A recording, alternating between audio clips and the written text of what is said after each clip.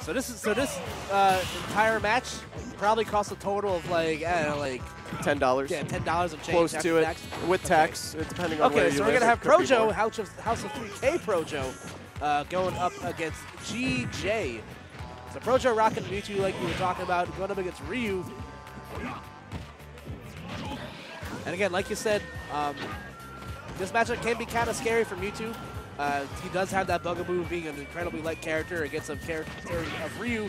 Yeah, but he has every tool to beat him, and it's, he's got the most Ryu tools. players actually dislike this matchup. Because I was going to say because of the spacing tools that Mewtwo has, with the better projectile, the down tilt, all that. And Smashville actually a very good stage for Mewtwo because, you know, it's a small space, but he's got a big range, you know?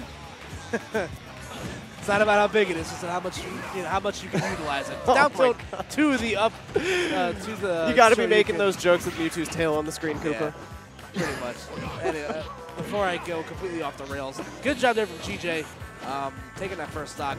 Like I said, man, while Mewtwo does have the tools to, you know, win this matchup, it's still, again, one of the hardest parts about him is, you know, he's a 200-pound canonically Pokemon, but the third lightest character in the game. And hey, one of the big things, and this is my argument for why they can get away with Mewtwo being so light, as he gets the up air spike. Yeah, he spiked him against the stage, untechable with up air, but that works. That was cool. So Pokemon, as we see with Ultra Sun and Moon, they say it's going to be an alternate universe, and ORAS takes place in an alternate universe, the Hoenn remake games. Smash Bros is another Pokemon universe, man. They could get away with Mewtwo being light if they want to. This is just a different Mewtwo. Oh, no! That was insane. ProJo walking into the parked car, a fully charged Focus. Gonna be able to live to see another day. So it's just gonna go right back to this, you know, safe poking game. Oh, he gave him the air dodge. He had a really good idea right there. Yeah, GJ's been giving him that air dodge off stage the last couple times off stage. Ooh. I really like his utilization of the back air as that was a really good string. What a second chance. Talk about a second chance in life. Yeah. Man, he was going for a lot of options, a lot of bread and butter, and then he let himself into some of the options you don't really see too commonly from Mewtwo. You know, you don't see him use a lot of Shadow Ball to space out. You don't see Mewtwo use a lot of back air to go for kills. That one was really weird. Yep. And again, we're going to see the killing exchange here. Down tilt to forward air, going to set him up. Back air once again. That back air is such a good tool for Mewtwo. And the forward air will finish it off after that Shadow Ball off to no tech. Very, very nice string. Yeah, that's kind of just an awkward place for GJ to be. Because if he tech rolled in, he was going to get grabbed, and if he tech rolled away, he was going to throw the Shadow Ball again anyway. And Shadow Ball, great at covering rolls. All right, he's going to go for the run back here. I mean, he figured that was a close game. Maybe he can sort of look for what to avoid right there. Try not to get himself caught in the air. Try not to just get caught sitting. Try not to get caught. And also on ProJo's side, he has to maybe do a little bit better job at just not brawly running into focus attack. Because it looks like GJ's very willing to throw that out very liberally. So maybe just play, like I said, a little bit more patient, a little bit more laid back. I've actually never seen Mewtwo's get up attack before. That was interesting. It's like a subtle Shadow Claw right there. A grounded Shadow Claw. Good read on the air dodge right there from GJ. Continues to put on this damage. Both players seem to be trying to box each other out a little bit, being very cautious with when they use their projectiles. Has the stage positioning. Trying to find a way to get in. Down tilt to forward air. Gonna connect right there. Oh, wow. I was okay. Oh, that's not where you want to be. I'm actually surprised they didn't just go for the raw collarbone breaker right there. Yeah, like I was saying, like Mewtwo's a big target, and that's sort of where it can hurt him if you try to box with him or you try to play footsies and whatnot. And the back air, the base of the tail, where the strength is at its prime, getting the kill at the side blast zone, but then down tilt Shoryu also going to even it up rather quickly. Doesn't Mewtwo's back air at the base do like 13 damage? Yeah, it does a lot. Crazy that's as much as is fair sometimes. So nice. You paid good money for that character, didn't you? I got mine for free, but anyway. Hey, you've played Mewtwo too. I've seen you. I see you. And again, ProJo continuing to apply this good pressure. GJ. That was a really interesting string. I like that. Yeah, he's starting to use Hadoukens a little bit more. Gonna break the approach with that back air.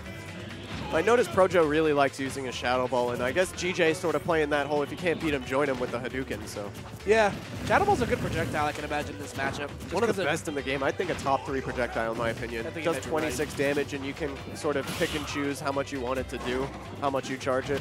So also lowers your special defense. So. It can. Oh, no. And that'll do it. The down tilt to the True Shoryuken will do it. So we're going to have a game 3 coming up for you between the run back working out. Both games sort of last hit right there. Yes, sir. So this is going to be a very, very interesting game. Now the winner of this match will go on to fight the winner of Black Sheep and Stu. He's also to pull the Ralphies in, so should be fun. And we had a DQ. Poor guy. Everybody take your yeah, 2 DQs in this pool. Everybody take your nearest 40-ounce Chaos liquids. and Shiro failing to show up. So. Everybody take your nearest 40-ounce beverages and pour them out for your boys. So, you know, except don't actually do that. 40s are not, I don't want to say expensive, but like, you know, why would you do that? Just drink it. Stay in school, kids. Where are we going to be going here? Sounds like Battlefield. Yeah! Yep. Mewtwo's best stage. And he did have the counter pick, so. You think this is Mewtwo's best stage? I believe so, because of the space and, you know, you live longer and there's more edge cancel potential, so. Fair. That's just my opinion. At the local level, it's debatable. I would say, you know, Smashville and FD are also really good for him. I can see what you mean. I'd still go for stages like Town and City, maybe just because. Up throw? Yeah.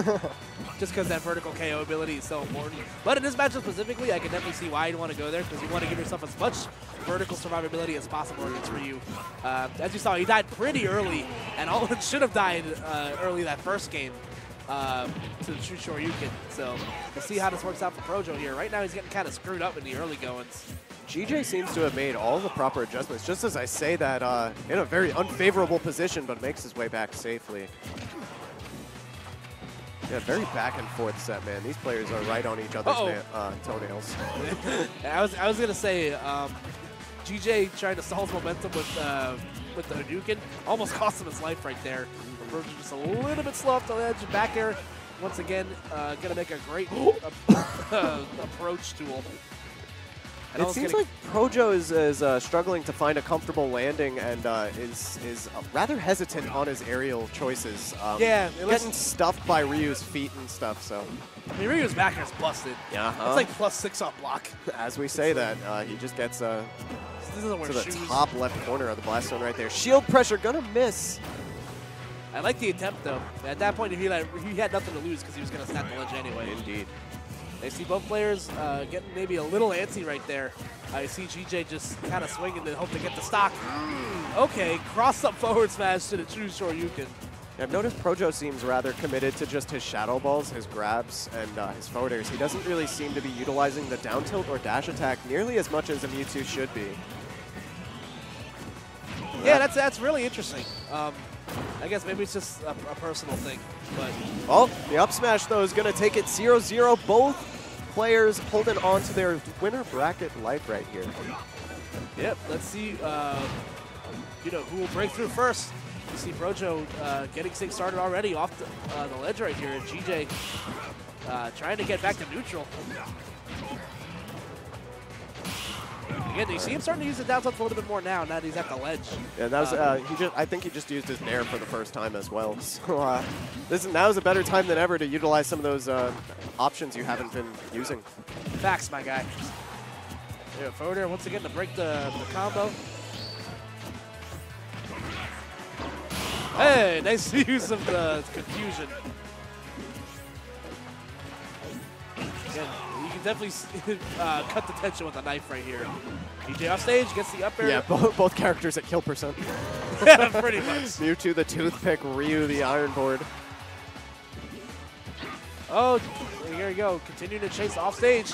Wow. Very risky from GJ. Raw Shoryu, yeah, and he doesn't get punished for it. He might die here if he gets hit by another one. Oh my god, both players terrified right now. And ProJo definitely doesn't want to rush it.